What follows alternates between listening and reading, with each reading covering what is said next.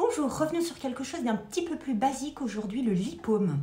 Vous êtes nombreux à avoir des lipomes, c'est-à-dire des masses de graisse, souvent sous-cutanées, parce que ce sont ceux que vous voyez, qui ressemblent à des voussures, qui vous inquiètent souvent.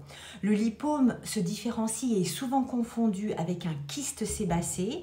Alors, il se différencie par sa structure qui est souvent molle, relativement peu fixée sur le plan profond, et puis légèrement mobilisable. Le kyste sébacé est plus dur, avec une coque plus identifiable, et souvent, on peut voir au sommet du kyste sébacé un petit pertuis qui correspond à un orifice de sortie de cette cavité.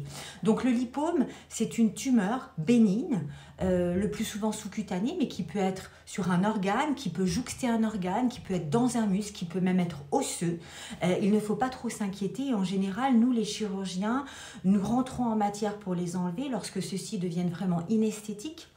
Des gens ont des lipomes très mal placés qui peuvent les gêner esthétiquement lorsqu'ils sont en maillot de bain ou avec une tenue découverte, ou lorsqu'ils commencent à être gênants au niveau de la position, si le lipo est dans le dos et vous empêche de dormir comme il faut sur le dos, ou alors encore une fois, si le lipome devient compressif et commence à comprimer un nerf et entraîner des problèmes d'irradiation nerveuse avec des douleurs.